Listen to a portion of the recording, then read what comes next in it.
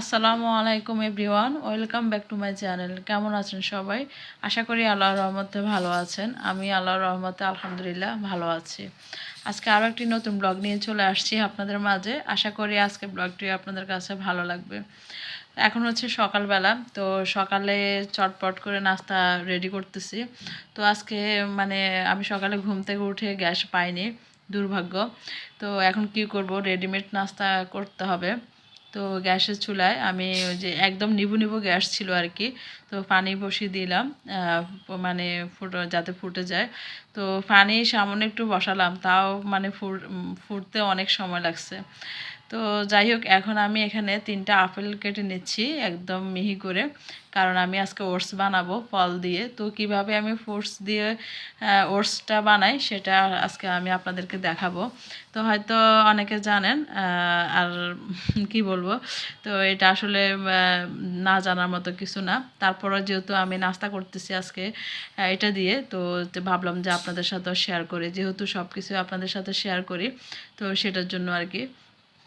তো এখানে আমি ওটস বানানোর জন্য আমি এখানে 3টা আপেলকে কুচি করে কেটে নিলাম। এরপরে এখানে আমি পাউডার মিল্ক দিয়ে দিলাম প্রায় 4 টেবিল চামচ। এরপরে চিনি দিয়ে দিলাম 4 টেবিল চামচ। এরপরে ওটস দিয়ে দিলাম প্রায় 5-6 চামচের মতো হবে। তো দিয়ে এখন আমি ফুটন্ত পানি দিয়ে এগুলোকে ভালো করে মিক্স করে আমি এখন ঢাকনা দিয়ে ঢেকে রেখে দিব। তো এখানে আমি আরও কিছু ফ্রুটস দিব, তো সেগুলো একটু পরে দিব, যেহেতু এখানে গরম পানি দিলাম। এগুলা একটু যখন ওই ওটসটা সেট হয়ে যাবে তখন আমি দেব। আর আমার টুনটুনি বুড়িটা অনেক দুষ্টামি করতেছে, যখন আমি ভয়েস দিচ্ছি, আমি কথা বলতেছি আর ওর দিকে খেয়াল করতেছি। ও অনেক কিছু বাহির করে ফেলছে অলরেডি। তো ওকে নিয়ে ভয়েস দিতে একটু কষ্ট হয়, এই আর কি। তো যাই হোক, এখানে আমি কালো যে আঙ্কুরগুলো ছিল এখন এগুলো দিয়ে দিব। তো দিয়ে এরপরে আমি কলা দিয়ে দিব। তো কলাটা স্কিপ হয়ে গেছে, ওটা আমি খাওয়ার সময় আসলে দিলাম। তো আজকে খুব তাড়া করতেছি, চটপট করে নাস্তা করে বাইরে যাব, মারুফকে যে স্কুলে ভর্তি করালাম। তো আজকে ওইখানে অনুষ্ঠান আর কি, অভিভাবক ওরিয়েন্টেশন। তো ওইখানে যাব আর কি, ওনারা বলছিল যাওয়ার জন্য। তো আমি যাব আর ওর আব্বু যাবে।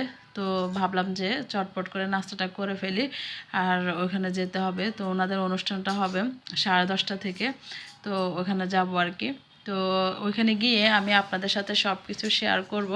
ওইখানে আসলে যাওয়ার পর আমার কাছে অনেক বেশি ভালো লাগছে ওনাদের যে নিয়মগুলা, সব কিছু দেখে। তো আমি ভাবলাম যে আপনাদের সাথেও শেয়ার করি, হয়তো অনেকের কাছে ভালো লাগবে। তো এখানে মানে আমরা যারা নতুন গার্ডিয়ান, নতুন ভর্তি করাইছি আমাদের ছেলে মেয়েকে, অনেকে আছে না নতুন বছরে ভর্তি করায়। তো আমি তো এরকম ওনাদের জন্য নতুন অভিভাবক। তো ওই হিসাবে ওনারা কিন্তু খুব সুন্দর করে প্রত্যেকটা টিচারের সাথে পরিচয় করিয়ে দিল। তারপরে সব কিছু মিলে অনেক বেশি ভালো লাগছে। আর বিশেষ করে ওনাদের ওইখানে যে কথাবার্তা যেগুলো বলছিল আর কি, আলোচনা, তো ওগুলা আমার কাছে খুবই ভালো লাগছে। তো এর জন্য আমি আসলে কোনো কাটছিট করিনি, আমি রিয়েল ভয়েস সহকারে সব কিছুই আপনাদের সাথে শেয়ার করছি। তো জানি না কার কাছে কেমন লাগবে, তবে আমার কাছে মনে হয়েছে যে কথাগুলো আসলে আমাদের প্রত্যেকটা মানুষের শোনা দরকার, কারণ প্রত্যেকটা কথা থেকে আমাদের কিছু না কিছু শেখার আছে, এর জন্য শেয়ার করা। ওনাদের সম্পর্কে যে তথ্যটা দেওয়া দরকার সেটা হচ্ছে আমাদের কিছু নিয়ম শৃঙ্খলা আছে, যেমন একটা নির্দিষ্ট টাইমের মধ্যে আসা যাওয়া, এই বিষয়গুলো নিয়ে যদিও পরে কথা হবে। তো আমরা এইসব নিয়ে আসলে আমাদের স্কুলটা চালিয়ে নিয়ে যাচ্ছি। তো আমি একটা কথা বলছি যে কোভিড শুধু আমাদেরকে ক্ষতিগ্রস্ত করেনি, আমাদের আর্থিকের চেয়ে বেশি আমি যেটা মনে করি আমরা আর্থিকভাবে ক্ষতিগ্রস্ত হয়েছে বা শারীরিকভাবে ক্ষতিগ্রস্ত হয়েছে, সবচেয়ে বেশি ক্ষতিগ্রস্ত হয়েছে যেটা শিক্ষার দিক থেকে।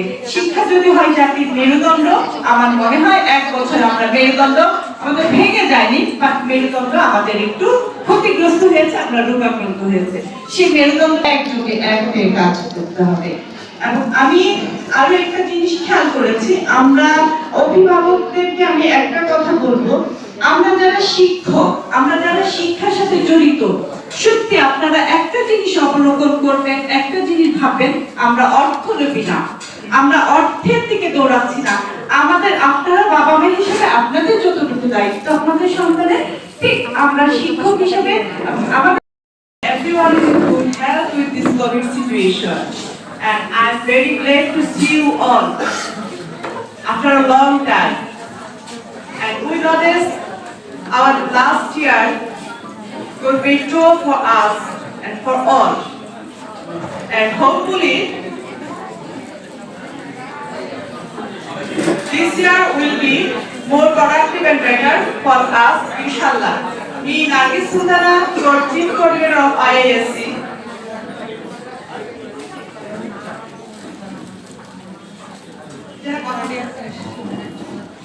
At first, I want to say something about the school. The school was established in 2014 and the academic activity started in January 2015.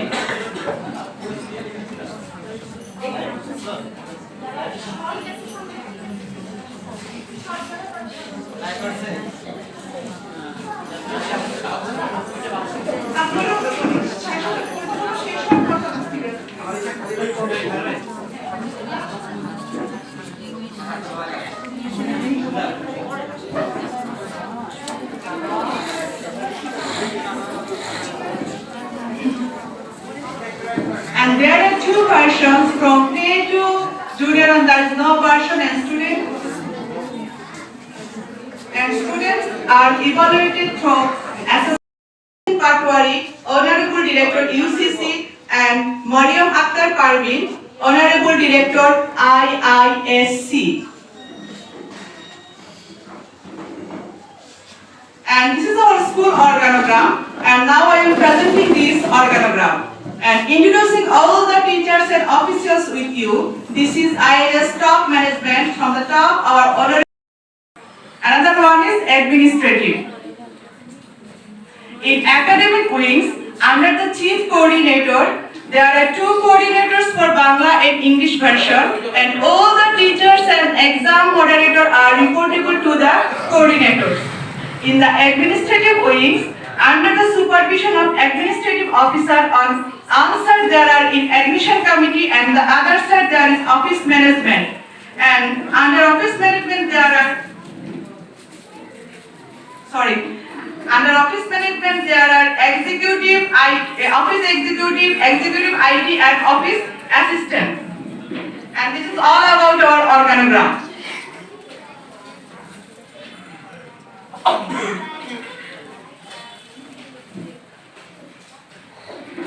Here is our lovely person, Mariam Akhtar Parveen, our director.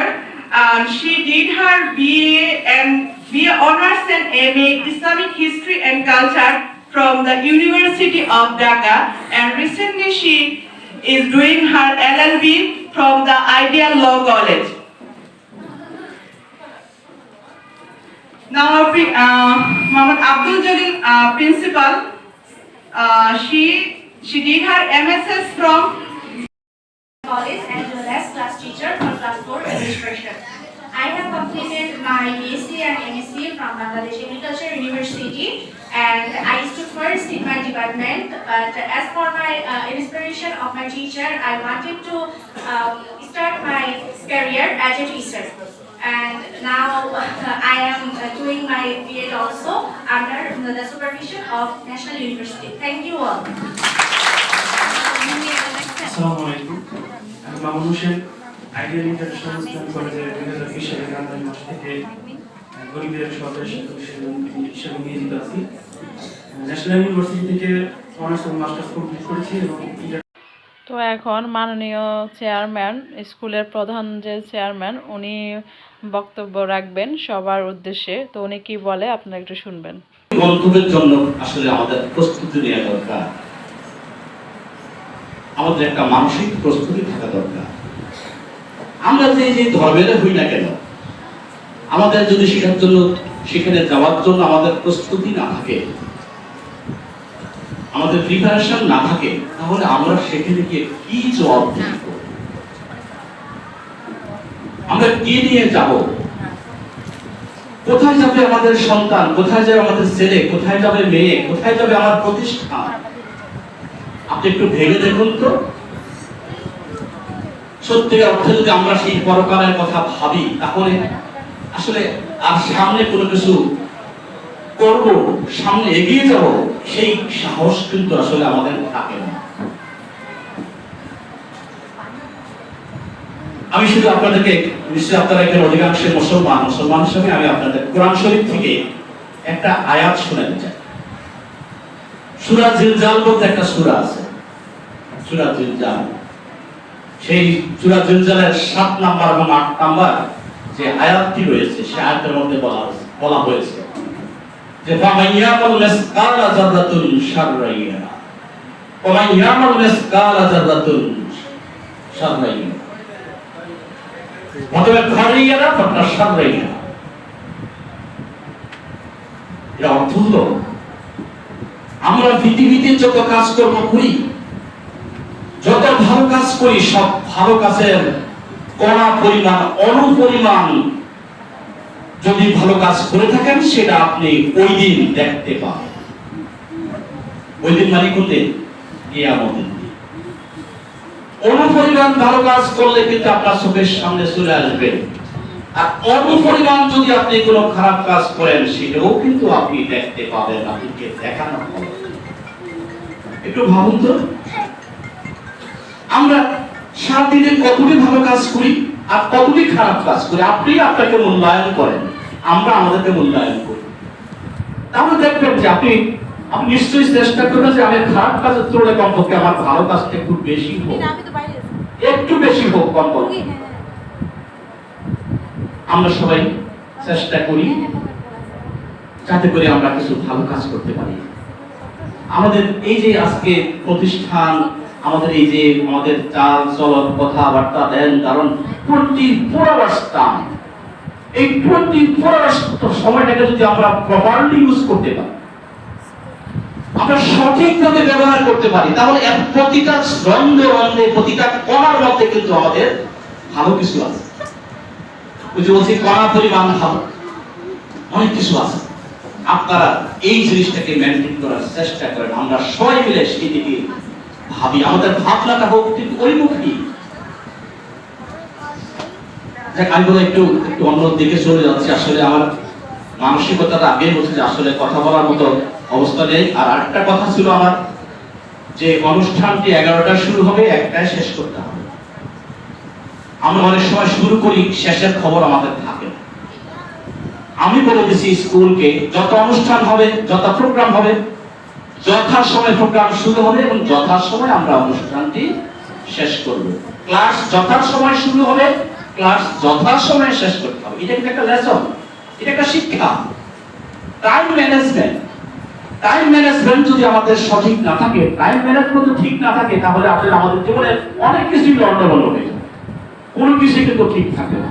সেই জন্য আপনারা দেখেছেন যে আজকে 11টার সময় আমরা 11টা বলছি programme শুরু করবো, 11টাই আমরা শুরু করেছি, 1টার মধ্যে শেষ করবো ইনশাআল্লাহ। একটা প্রথমে আমি এখন আপনারা বললে আমি কথা শেষ করে ফেলি, কারণ 1টা বেজে গেছে। আসলে কথা শেষ করে দেবো না, যথাসময় যে কোনো কাজ শুরু করবো, আমরা যথাসময় সেই কাজটা শেষ করার চেষ্টা করবো। কোনো কারণে যদি 4-5 মিনিট ক্লাস মাইনাস হয়, সেটা আমরা বললাম, কিন্তু সেটা ঘন্টা পর ঘন্টা করাতে পারে না। এটা আপনারা সবসময় খেয়াল করবেন, আপনার সন্তানদেরকে সেইভাবে কিন্তু আপনারা তৈরি করবেন। আমরা যে বর্তমান সময়টা অতিক্রম করছি, অত্যন্ত একটা প্যান্ডামিক সিচুয়েশনে আমরা কিন্তু আসলে আমাদের ভারসাম্য হারিয়ে ফেলার মতো অবস্থা। আমাদের ডাক্তার সাহেব যথার্থ বলেছেন, প্রিভেনশন ইজ বেটার দেন কিউর। আপনি বাঁচলে আপনার আগামীকাল, আজকে বাঁচলে আগামীকাল আপনার লাইফ বাঁচবে। আগে আপনাকে বাঁচতে হবে, আগে আপনার সন্তানকে বাঁচাতে হবে। আপনি করোনা হওয়ার আগে যদি আপনি সেটাকে প্রিভেন্ট করার চেষ্টা করেন, তাহলে কিন্তু আপনার ট্রিটমেন্ট লাগবে না। এই যে আপনারা সবাই এখন যে মুখের মধ্যে যে আমরা একটা বিষয় যে আমরা লাগিয়ে রাখি, এই যে মাস্ক, আসলে এটা কেন? এটা হলো যে আমরা কিছুটা হলেও প্রিভেন্ট করতেছি, এই রোগটাকে কিছুটা হলেও প্রিভেন্ট করার যেন আমার কাছে না আসে, কোন রোগ যাতে আমার ভিতরে প্রবেশ করতে না পারে। কোনখান দিয়ে প্রবেশ করে? মুখে দিয়ে, না হয় নাকে দিয়ে। সুতরাং ওই জায়গাটাকে আমরা বন্ধ করছি, এটা আপনারা মেনটেন করবেন।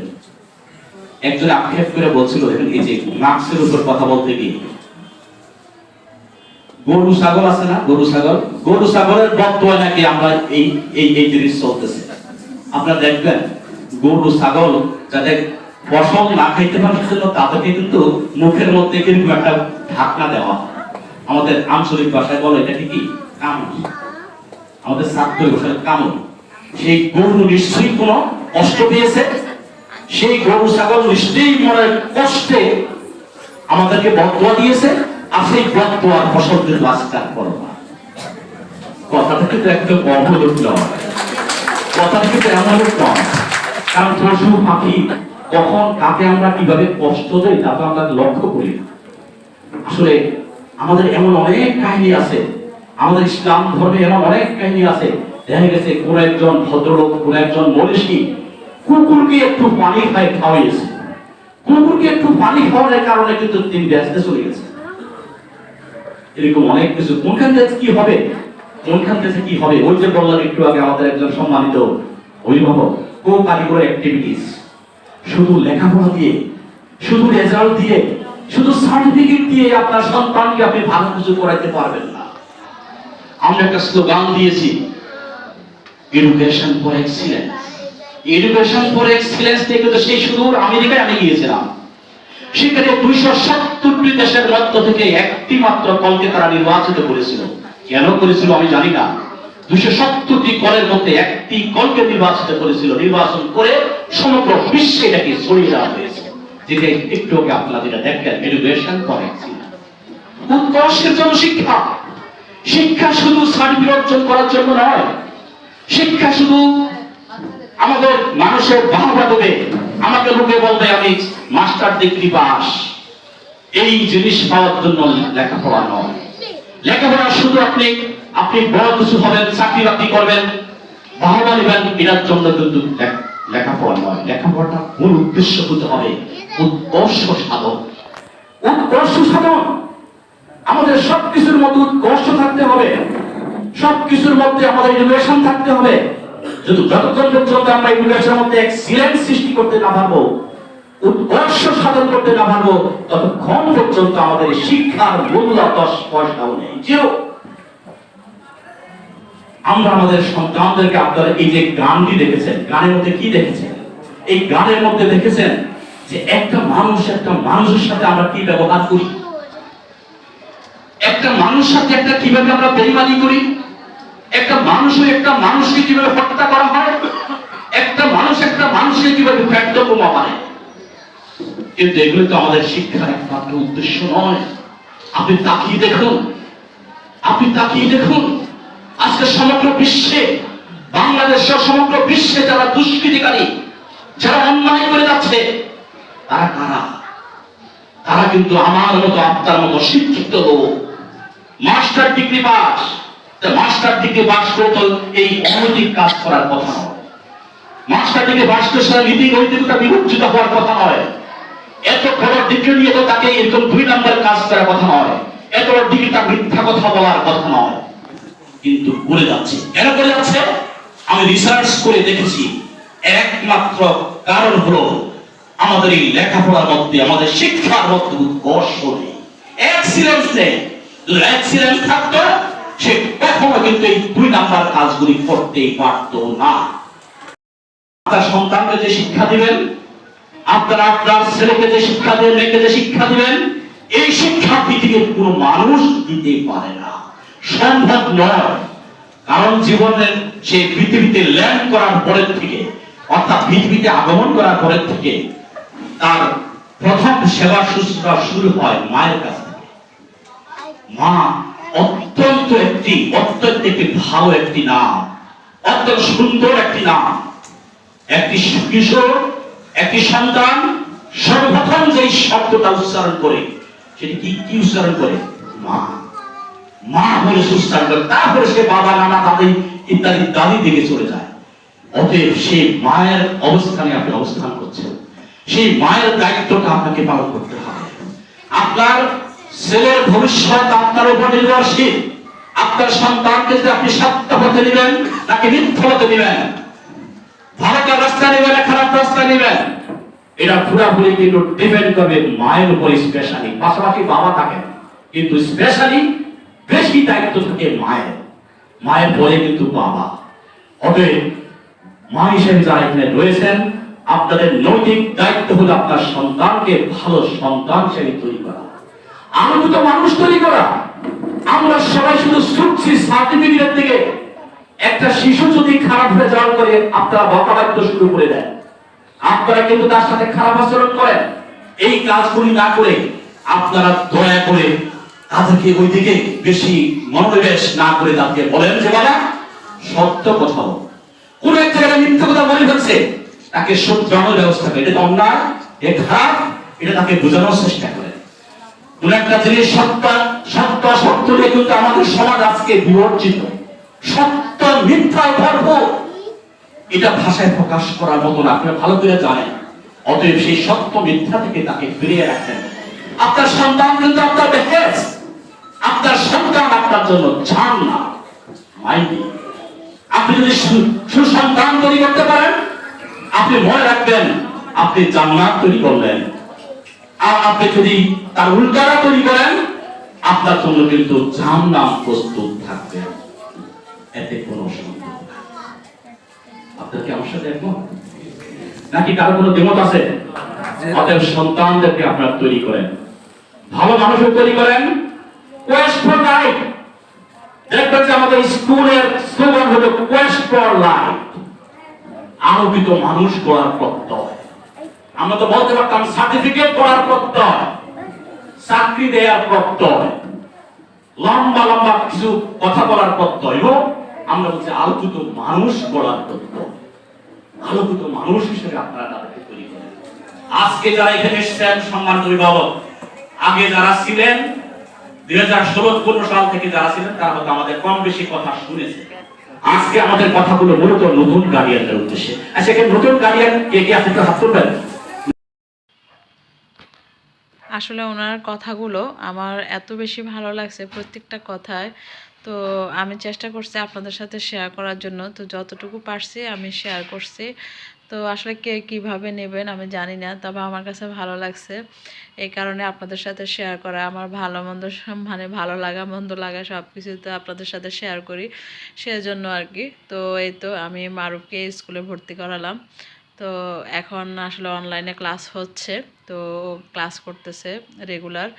আর স্কুল কবে খোলে এখনও এটার কোনো নির্দিষ্ট নেই, তাও মনে হয় উনি বলছিল যে হয়তো সামনের মাসে খুলতে পারে, সম্ভাবনা আছে, তাও পুরো শিওর না।